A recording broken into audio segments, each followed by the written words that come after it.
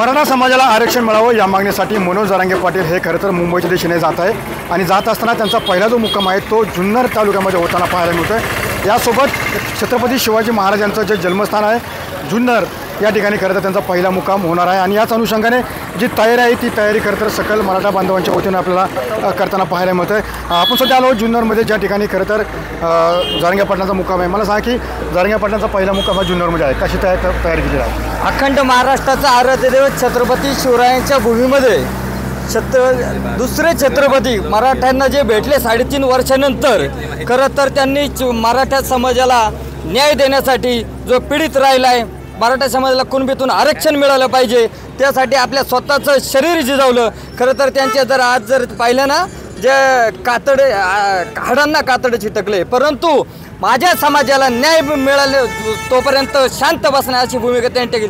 शिवजन्मभूमी त्यांच्या स्वागताची जय्यत तयारी या ठिकाणी केलेली। आम्ही पेमदाऱ्यामध्ये शिवजन्मभूमी त्यांचं स्वागत त्या ठिकाणी करत असताना त्यांची जे लाखो गाड्या त्या ठिकाणी येतात, कोट्यवधी मराठा समाज त्या ठिकाणी येतो त्यांच्याबरोबर। त्यांना जुन्नर तालुक्यात सगळे हॉल त्या ठिकाणी आम्ही बुक केलेले आहेत। त्या ठिकाणी त्यांची राहण्याची, जेवण्याची, खाण्याची, शौचालयाची सर्व सोय अगदी पद्धतशीर त्या ठिकाणी केलेली आहे आणि जरांगे पाटील या ठिकाणी शिवजन्मभूमीची माती कपाळाला लावून पुढे जाणार आहे। खरं तर हा समाज या ठिकाणी निघालेला आहे, आझाद मैदानावर पोहोचणार आणि आरक्षण घेऊनच पाठीमागे येणार। इथे सर्व मराठा सेवकांनी शांतता द्यायची, किल्ल्यावरती जाताना सुद्धा कुठलीही गडबड करायची नाही अशी मी त्यांना सर्वांना या ठिकाणी विनंती करतोय।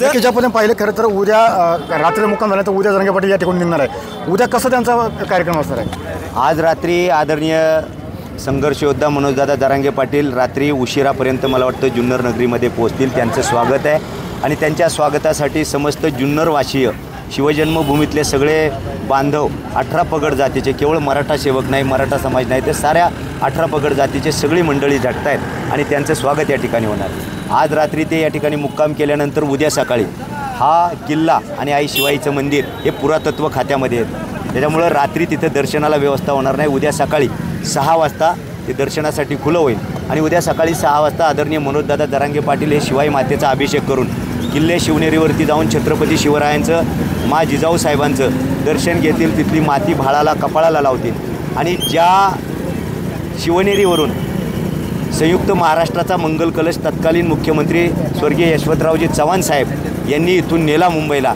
त्याच शिवजन्मभूमीपासून मला वाटतं की छत्रपती शिवरायांचा हा आदर्श वारसा घेऊन मनोजदादा जरांगे पाटील इथली माती कपाळाला लावून आझाद मैदानावरती धडकतील आणि आम्हाला खात्री आहे की इथली माती ज्या वेळेला कपाळाला लावली जाईल त्यावेळेला 100% या आंदोलनाला यश मिळेल आणि आदरणीय दादांच्या या आंदोलनाला यश मिळून सकल मराठा बांधवांना 100% ओबीसीमधून आरक्षण मिळेल याच्या बाबतीत आमच्या मनामध्ये तिळमात्र शंका नाही। आपण पाहिलं खरं तर मनोज जरांगे पाटील रात्री या ठिकाणी येतील आणि सकाळी शिवाई देवीचा अभिषेक करून खरं तर ते पुढच्या दिशेने आगेकूच करतील। मात्र एकंदरीत या ठिकाणची जी माती कापड लावल्यानंतर त्या ठिकाणी त्यांना नक्कीच न्याय मिळेल, यश मिळेल अशी भावना या ठिकाणी केलेली आपल्याला पाहायला मिळत आहे। कारण परमेश्वर सुनील TVN मराठी जुन्नर पुणे।